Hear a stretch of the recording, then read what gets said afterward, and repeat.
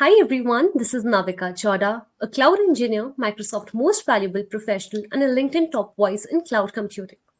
I warmly welcome each one of you to the 12th episode of Tech Chat with Navika, wherein today we would be discussing a very interesting topic which should not be missed. That is, how to survive recession in the IT industry being software engineer. And to share some valuable insights and suggestions on it, we have a very prominent speaker with us, Mr. Bharat Ahuja. Bharat is a principal software engineer at Microsoft. Being graduated from one of the most prestigious colleges, IIT Patna, Bharat has almost 10 years of extensive working experience at Microsoft. He has had an incredible journey of transitioning from a software engineer to my principal software engineer in just a span of 8 years, which is absolutely remarkable. Apart from that, Bharat is also a career coach and a mentor at various well known platforms wherein he sort of guides the students to pave their career path. Thank you so much, Bharat, for Thank taking out you. your precious time and joining me in today. Yeah, thank you for inviting me. Perfect. So, shall we get started? Yeah, sure. Great. Um, so off late, what I have noticed is that especially when we talk about software engineering roles, right? There are like two challenges. The first Hmm. challenge is to enter the IT industry, Hmm. right? By Hmm. cracking the software engineering interview and getting that first job of yours in a good tech company. Hmm. And the second challenge, which mostly people don't pay that much attention to, is to sustaining yourself in the industry, Hmm. right? Hmm. And when I say sustenance, I Hmm. also mean surviving the rough patch of Hmm. layoffs or Hmm. recession. Like, for Hmm. instance, in 2022, we saw there was this massive patch of layoffs, right?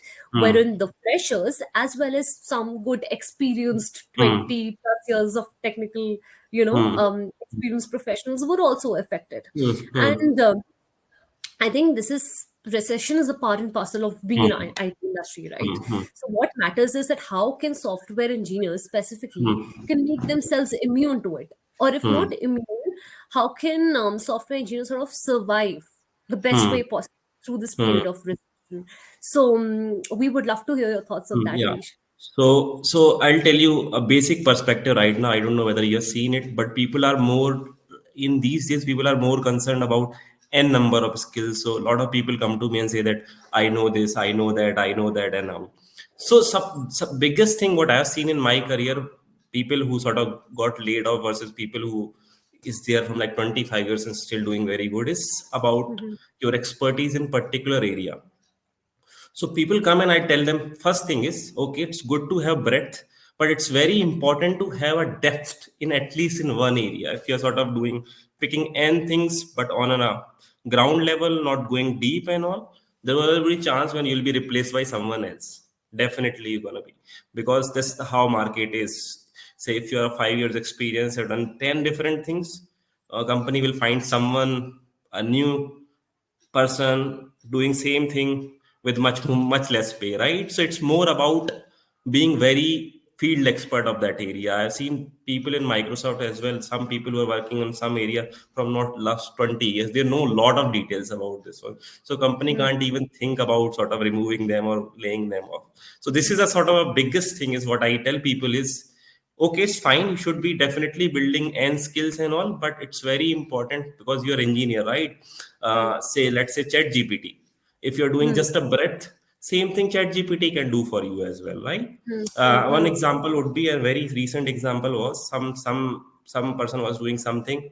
He basically used chat gpt code without understanding too much.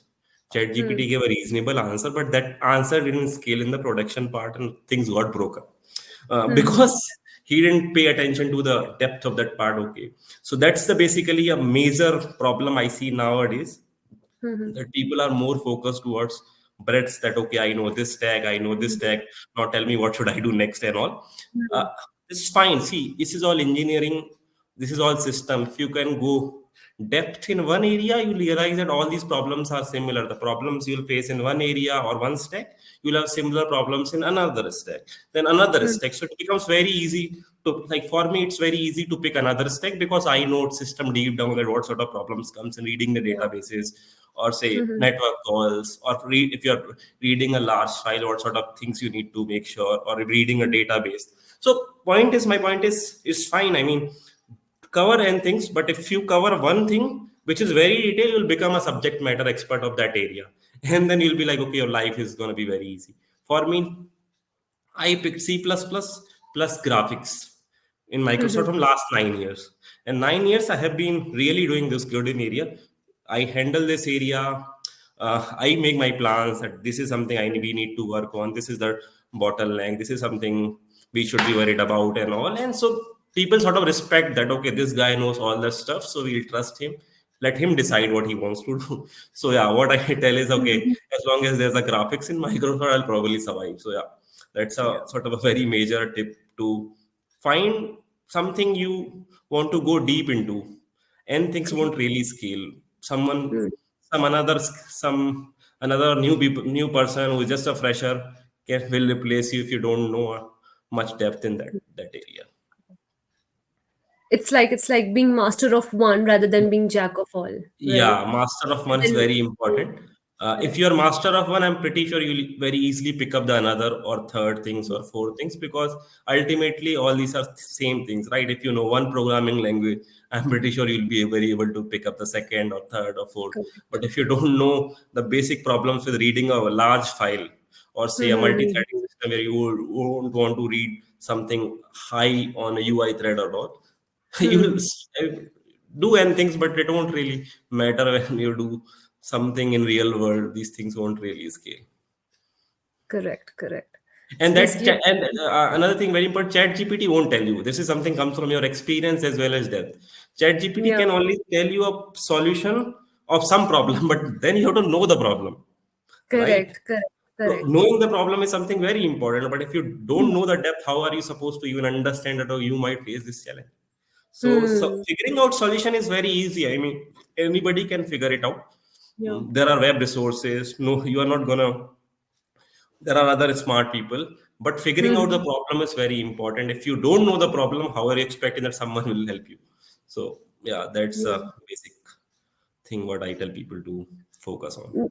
No, that's very good advice. It's like mastering one tech stack and then Mm, creating an impact in the company pertaining to that mm, initially. Just building that position of yours. With a yeah, strong root. I absolutely agree. And as you just mentioned about Chat GPT, or in general, if we don't name any like AI tools, right? yeah. We are seeing, I'm sure a lot of IT professionals have now started using AI tools, which just makes their job so simpler and so Mm, quicker, right? mm. Though I understand, as you just said, it gives the solution, but again, understanding the depth of it, it's very important. But still, I would still like to take this up as a question, because I'm sure even people must be having this as a question, that what do you anticipate that can Chat GPT, or can any AI tool that people are extensively using nowadays in near future, can it be a threat to software engineers in any which ways? So someone might find my answer very controversial, but it definitely is gonna replace the average engineers, but it's not gonna replace the very good engineers for sure. At least for next 10 years, I can guarantee that a very good engineer who knows the system deep down, who doesn't take just like, okay, you. So what Chat GPT right now is doing is you're helping your search narrow down. I mean, see, if you go earlier, what you used to do is you have to go to web and figure it out, and you have 10 articles, you're just sorting them out and understanding whether this is something to use. Now Chat GPT basically helps you that. But I have been Hmm. using Chat GPT a lot. It basically makes my life easy, but it makes a lot of terrible mistakes as well. Because it's not yet, it's a surface level thing. It still needs time to sort of evolve as a proper AI.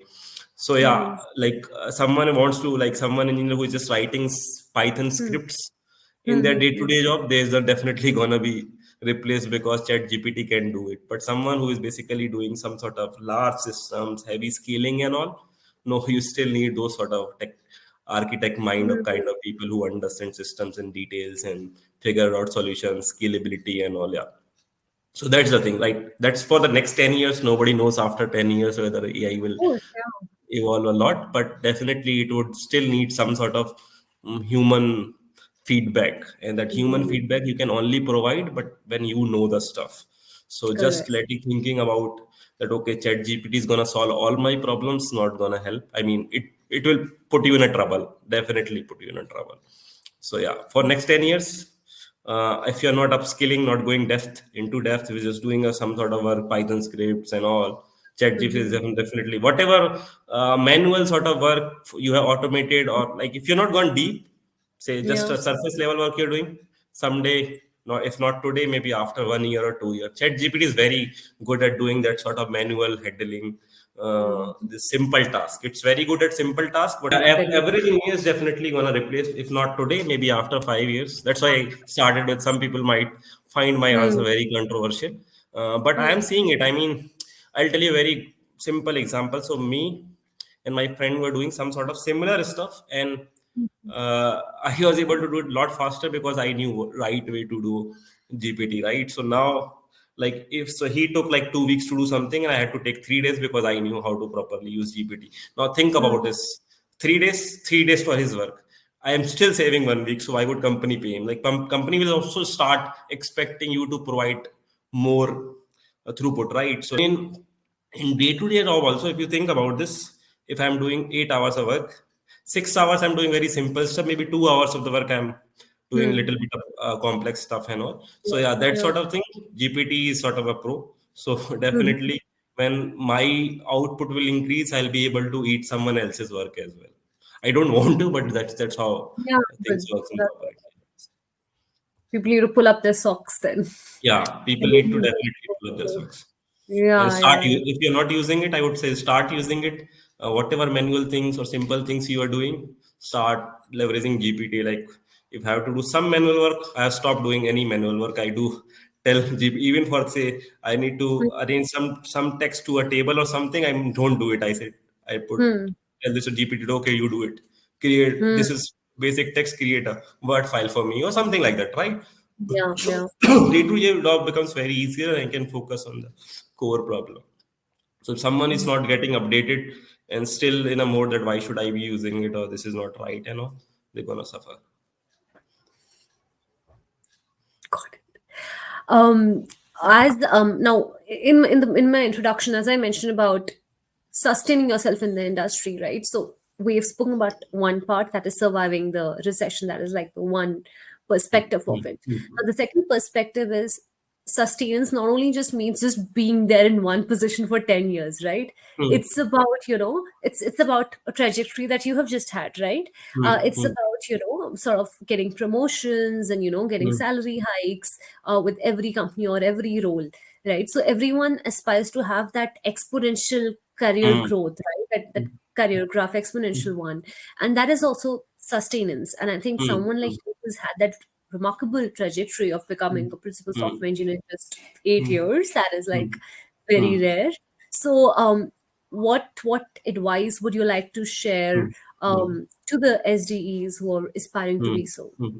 Okay. So first, I'll tell Ki, don't compare. I mean, actually, I'll tell Yeah. you how I did.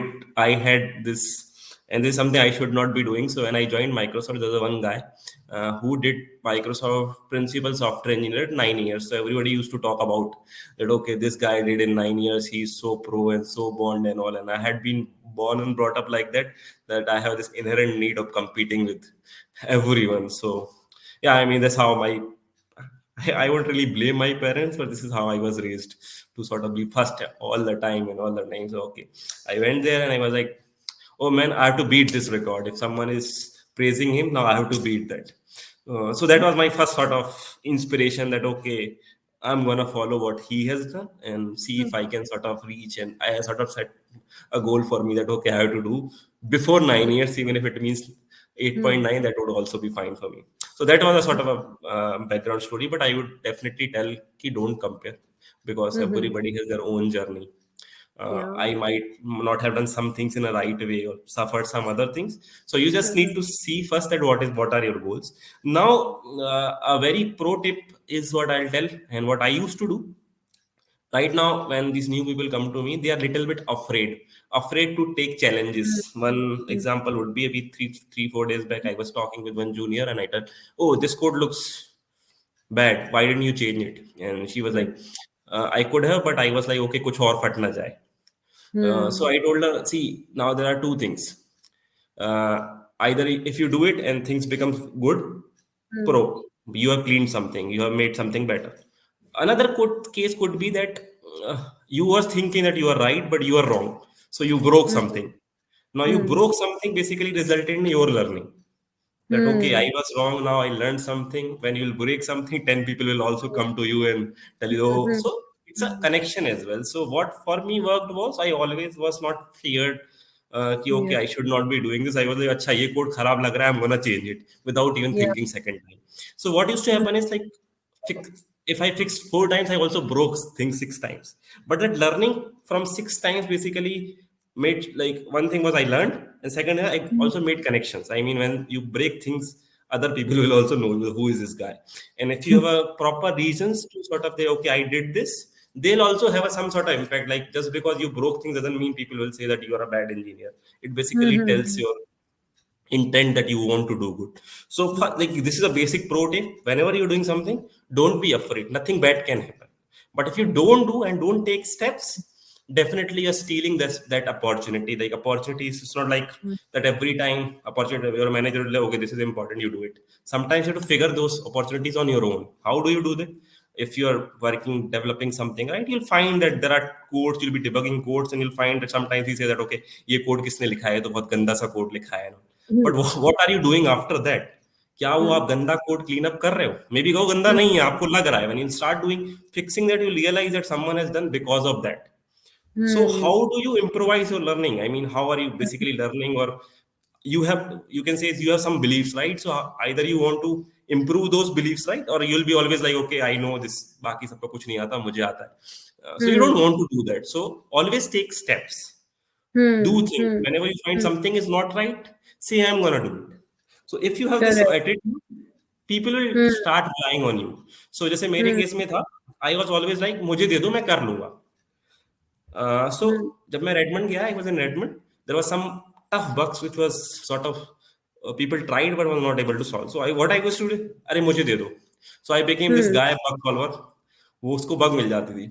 So what I used to do, apart from my work hours, 5 बजे 5 p.m. I'll just start putting 2 hours in those sort of complex bugs. क्या था? I was like okay, code ही तो है, I'll see.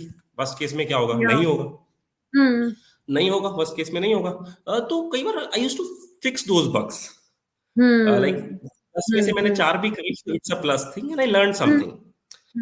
So what I see right now from the people is a pushback that okay, I don't know those stuff, so I won't be able to.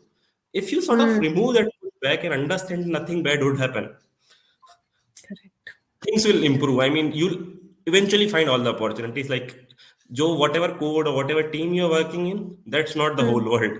You have to connect with the whole world, create connections, and these things, fixing things, whatever you're finding is not right, not holding yourself back, is a faster way to create those connections. That is right. I actually resonate with this point of yours because that's something that even I followed in my journey. Like, Hmm. we just had this conversation, right? Like, Hmm. just a couple of minutes back, that give it Hmm. a try, take that first Hmm. step. Yeah. Either, even I think that way, either you will be successful, but there is no failure, there is learning. The- You yeah. will learn something Yeah. out of it. Right? Just remove that word failure from your dictionary, Yeah. and just give it a Re- try. Don't be hesitant. Yeah.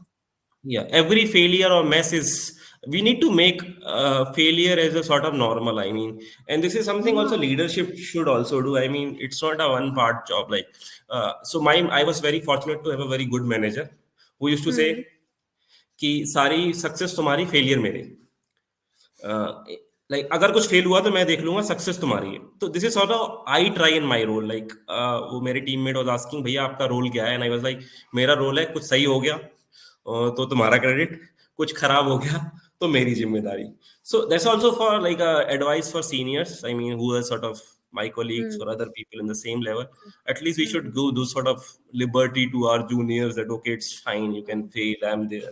Nobody, because most of the time they want to do it but they are sort of, suppose if I go in Microsoft in 2014, there are a lot of bigger people, I will be afraid to sort of do something and एक खराब नाम, अगर अच्छा नाम नहीं भी हो रहा है तो I would still be worried about कि मेरा नाम खराब ना हो. तो someone coming to you, supporting you, telling you it's fine, you don't need to worry about, nobody's gonna blame you, that gives you a lot of confidence. So for me it was like my manager was always with me. that okay, Bharat, you can go and do anything you want. We'll be there to serve. And there was an intent. I mean, see again, he used to see that okay, That. I have this attitude. I kar lunga. So it was not like he was always favorable. He also saw that I'm putting efforts. Like this guy is doing his own homework in a right way, and also it's a sort of a two-way thing. For seniors, do support. For juniors, don't give up. Put your 100%, and you'll see Yeah. people will definitely support you. Yeah. And what your advice to seniors was actually that's what a true leader is all about. Hmm. That's like the actual definition of lead. That's how it should be in general, right? Hmm. Um, in your answer, you mentioned about Redmond somewhere, right? Hmm. Redmond, yeah. And even I researched about you before, Hmm. we were on the podcast. Um, so you sort of went to Hmm. Microsoft Hmm. Redmond. You worked there for a Hmm. couple of years, and then you came back to Microsoft India. Hmm. Hmm. Hmm. Um, okay, now this is like a fact that everyone wants to work at Hmm. Microsoft Redmond, the headquarters, Hmm. right? Yeah. And you got a chance to do that. Hmm. But I am very curious to know, and I'm sure the people who would be hearing this Hmm. would be very curious to Hmm. know that why did you choose back to come back to India? Yeah, so there are two, three reasons. First thing is I never wanted to go to Redmond. Hmm. I had no plans to going. It's just that I was working with some senior and we sort of discussed in night that okay, maybe we should go to Redmond because everyone else was going. I used to listen, hear this news that okay, ये वाला बंदा चला गया आज Redmond, ये वाला बंदा चला गया. तो एक थोड़ा curiosity था like why are people Yeah. going? So one night, Friday night, we were discussing. So he said कि चलो Redmond चलते हैं. And I said dude मैं चल तो जाऊंगा but you have to write my mail. I mean what should I write? I don't even know. I was a proper Hindi medium student, so I Yeah. said now chat GPT makes my life easier, but earlier that time I used to tell people to at least check my drafts. And also I said please send draft a mail for me and I'll send that guy. So I was working with a guy very closely, so I sent him a mail at Friday night, 9 p.m. or something. For them this was a day, that oh Ryan, I want to come, do you have any opening for me? He said, oh, Bharat, yeah, I have already talked with my manager and M2 regarding how you are working. We definitely have an opening and my manager will contact you. Same, late night, Friday, there maybe afternoon something. I got a mail from the manager that, yeah, Bharat, let's have a chat on Monday. I'm setting a meeting. Fine. Now, when I thought they are setting a meeting, I thought maybe they'll be asking me some questions, interview questions, and all, maybe, or telling me that okay, there has to be some interviews and all. So Yeah. Saturday, Sunday, I was sort of mugging up all those data DSA questions and all because I thought maybe Monday they'll ask me some questions, and I was a pretty, I don't know, but I used to be a very average student when I was in my college. So I was like, okay, chalo yaad kar lete hain, I'll go know. So Monday morning, I was sort of mugging up this all. So Monday night, basically the Monday morning, he contacts me and tells me, yeah, we have seen your work and all, so we are extending your offer. And I was like, what? I mean, are you not guys gonna take interviews? And all? No, we don't need interviews and all. And Tuesday, I had offer letter in my hand, and I was so happy that I didn't even read the offer letter. I said, I accept. Hmm. So Makes Friday sense. to Tuesday, I had an offer, and within a month, I went just for the visa formalities, and I went.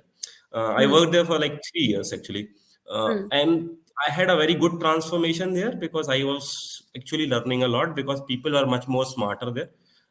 I won't say we are not smart, but it's just that they are more passionate. For us, like other things as a matter, most of the time, like I was the engineer, I became engineer because my family conditions were like that, and someone said, that, okay, you know math, so you should be taking engineering and all. There, I see people are more about like they are passionate, so they choose it. So comparatively, find a sample, more people were a little bit more passionate about that stuff. So I learned a lot there. 3 years I was working very good, and I had a very good connection with people as well. People used to respect me, and I used to have a very good connections with, and people knew that okay, this guy is little bit of sort of, you can say, not rude, but straightforward. You can say if I know that something is not right, I used to tell, oh, this is not Hmm. right, you are wrong.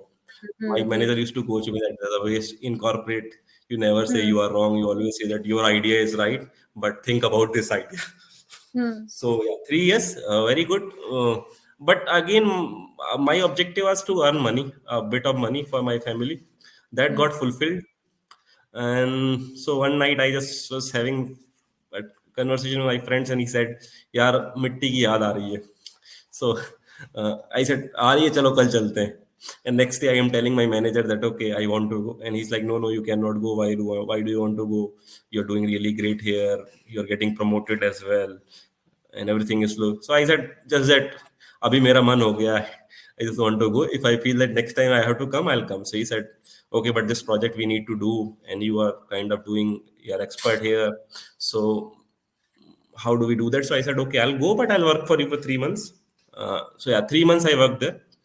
Came back here, but worked there. But after that, okay, it's fine. I'm not gonna go back. So I had no reason as such. I just thought that I have enough money that I can go back to India, because I had some plans that okay, I'll buy a house for my parents and I'll buy a house for myself as well. So both for that I had enough money that okay, I said okay, it's fine now. I don't see a need, and I'll see a need again. And also 3 years I have traveled as well. So okay, I covered Hmm. US, Canada, and also that. What is the purpose of earning money now? Let's go back and also. That's how I. As you just told me how spontaneous you are in taking decisions. Yeah, This I is a have. practical Hmm. example of it. Yeah, But yeah, practical example. quite a Yeah, journey. Quite a yeah, journey. quite a journey. When I'll tell you about the spontaneities was, how did I got promoted to senior was in Microsoft India. My friend was doing some sort of project, and we were a very close friend, so we used to discuss stuff. And he said something, and I said, this is not possible. You won't be able to do it because of certain constraints and all. He said, how do you know this? I said, I sort of know this stuff very well. I've done this Hmm. thing for iOS as well, so I know they were doing it for Android. Hmm. uh, so he talked with his manager.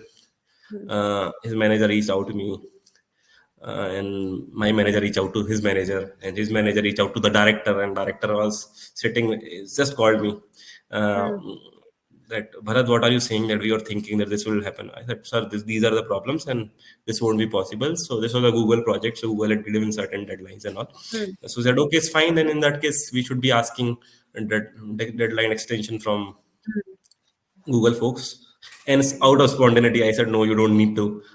I think Hmm. I can do it.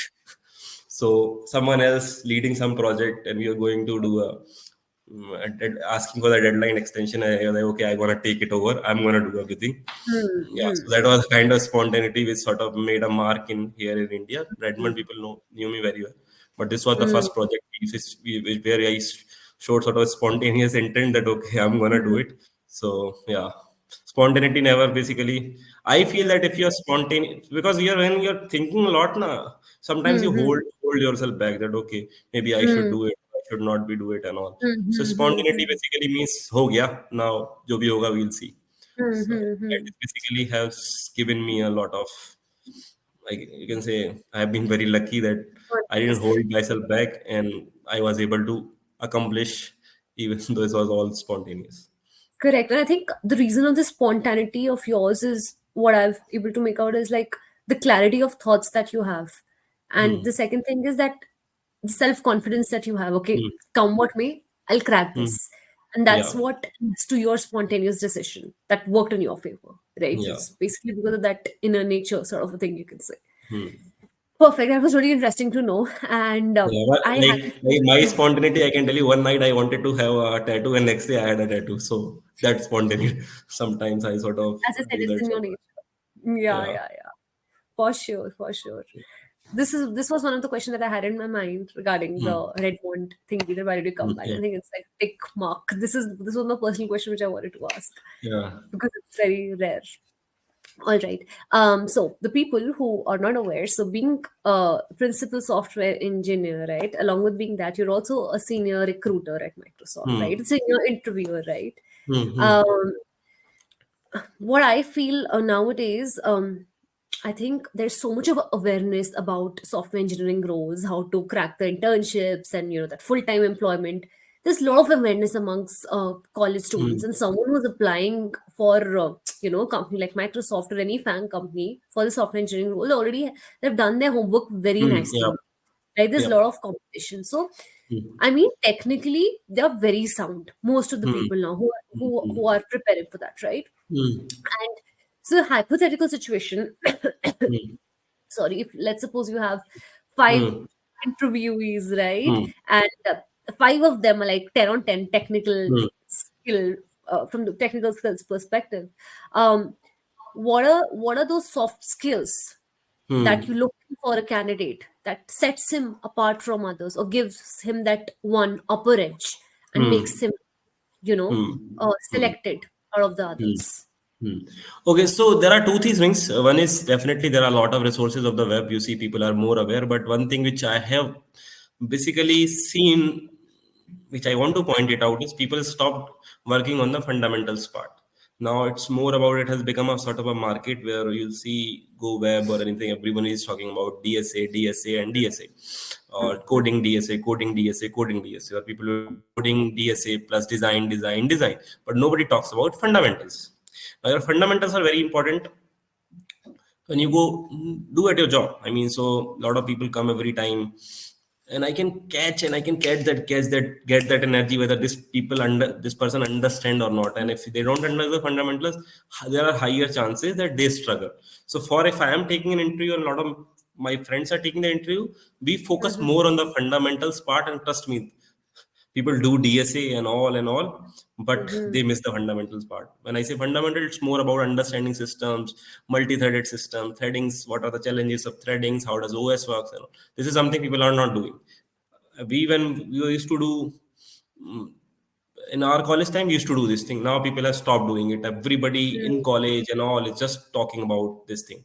So this is one Mm-hmm. part. This is technical, and this is very important because once you go to the job, you struggle because every Mm-hmm. like you don't have that much DSA role. Now, second thing which I see is like people do agree to anything. I mean, if you ask them, okay, and like they ask me, what are you doing and all. I mean, sometimes I feel that people should be talking more about their growth mindset and asking me how does what their goal is, and is this really, this job is really aligning to them. So nobody Mm-hmm. asks that sort of question, right? People are more like, okay, if can you tell me about what are you doing? Oh, I like it and all. So people don't really relate to how what are their goals. And sometimes I want to tell them that, okay, if someone tells me about their goal, I can definitely tell them, okay, this job is not going to align with your goals, because we don't do that sort of stuff, right? So this sort of conversation is kind of missing right now, where people Mm-hmm. don't really say and have a goal sort of thing. uh, because then it becomes very clear, right? If suppose someone who wants to has very passionate about ML and all, and comes and start working in Android development, right? They won't really scale and all. So yeah, or they'll feel bored and then they'll leave. So if I can find someone who's talking about their goals, and I see that this job is going to align. Say I'm a graphics engineer. If I find someone who's talking about graphics passion and all, and he knows that, Mm-hmm. okay, for he wants to go in that area, I'll be definitely picking him, even if say it's 2-3% less than other person. So it's all about, don't say don't change your goals based on what job is. I mean, also have some discussions around what you want to do in long run, so that an interviewer can also get much more idea about your growth mindset and clarity. Because most of the time people are like, you tell them then thing and they're like, okay, I want to learn this, I want to do this and that. So Mm-hmm. that's basically a sort of not fresh perspective. Someone who is passionate about something, had some growth plan, and asking me whether this job will align with my goals and all, I'm definitely be much more impressed with that person. Does it make That's sense? right. Of course, it does make sense. I mean, usually people must be missing out on this, right? They're like, okay, we have reached to the last round, whatever the Hmm. manager lecture, okay, now let's just crack it somehow. We have reached Hmm. there. But you are Hmm. right, as I just went into that thought process as Hmm. you just mentioned, right? Like Hmm. people should actually think about their goals, right? What they want to Hmm. become in their life. That's, yeah, It's and then something sometimes that ask interviewer like, how do you think that this job is gonna align with my goals, right? correct. Yeah, yeah, Hmm. yeah, yeah. That's so good. I think maybe people's mindset would change after watching, like in terms of their goals and all after watching this answer of yours. Yeah, hopefully. Yeah, for sure, for sure. Um, Thank you so much, Bharat. And as we are nearing towards the end of the podcast, I cannot end it without asking one famous question, which is everyone would be, would be wanting to know how does a day of yours looks at Microsoft? Yeah. Like basically, how does a day of principal software engineer looks like? Okay, so I'll say not everyone's job is similar. I work in an area which is very depth kind of thing. I work in graphics. So Mm-hmm. for me, since I've been in a 9 years sort of this work, I know all these details, and also for me, it's very fast to pick up stuff and all. So what I do is normally I log in at around 10 or 11. I sort of guide people, whoever is sort of working with Mm. me, so that they can accomplish whatever their projects and all. So till 2 p.m. or something, my whole job is to guide like who is stuck and all. Mm. Then I go to gym. I mean, after lunch and all, I go to 3 to 5 gym. Okay. 5:30 I come back, and from 5:30 to 10 it's my own time. I mean, I Mm. personally believe that even if I'm a principal software engineer, I should not be not doing coding. I still do spend a lot of time in coding and all, because I feel that this is my Mm. skill. This will live with me. So there are a lot of different principles who more is aligned towards architecting and all. For me, it's more like I'm still gonna do the coding because this is something I really enjoy, and this is Mm. something I don't want to stop doing it. So for Correct. me, the is like 4 hours I do for my own projects, personal coding. I still do the lot of coding. So sure, starting 2 3 hours for meetings or helping my mates, whatever they are doing, and yeah, and I do. Look, I mean, I'm very passionate about working out, so I never miss my workouts. I mean, so I have told people that if you want to have talk with me or have any meeting, 3 to 5:30, you won't really find me. So yeah, 3 to 5:30 sort of board I have put that I won't be available. Great. So it's like very flexible working then, and it differs from person to Yeah, person. Microsoft is a very flexible. Yeah, as long as you're not sort of stopping someone, like if someone say my teammates who are sort of looking that I'll help them, and if I'm not available at that time, that also not right from my part, right? So what Mm-hmm. Microsoft says is you have all the flexibility, but just make sure that nobody else is blocked on you. So they draw three circles that you are responsible for your own growth, but you are also responsible for any other person's growth. So that you need to be focused on. Like you should not make that other person is suffering. As long as you do that, nobody is blocked, you're fine. You can choose your own work hours. And also for me, I find 5 to 10 is a time where everybody's sort of gone home. People come early, go home early. So 5 to 10, Obviously. nobody's gonna bother me or ask me questions and all, because context switching basically also diverts your mind. So initially, so 5 to 10 is like, okay, now I'm gonna just focus on my work. So yeah, that's Mm. how I work. That's interesting. Thank you so much for sharing that. And yeah, I think we've reached the end of the podcast. And thank you so much. It was so insightful. I really liked your thought process. Each of your answer actually reflect the type of person you are and how you work. On a daily basis. What's your thought process? And that's so good to know. And you have given very honest answers. I swear, and very informative and educative answers. So thank you so much once again. I mean, for taking out your time, that too on late weekend. So Yeah. really appreciate that. Any signing off notes that you would like to give before we end? Yeah, so one thing I would say, like, be consistent. You don't need to be really hardworking, but consistency is much more. Like, if you say I'm gonna put 16 hours one day and then sleep for next four, I would say rather than doing that, let's just put 2 hours every day. So be consistent and be honest. Don't compare, and you will eventually get to your goals. And your goals might not like you cannot just say that okay, maybe you want to become a principal, or maybe you want to have your own startup. Just be consistent, and you'll eventually get whatever your goals are. True that consistency is the key to success, as they say. Yeah. All right. Thank you so much once again. Thank you.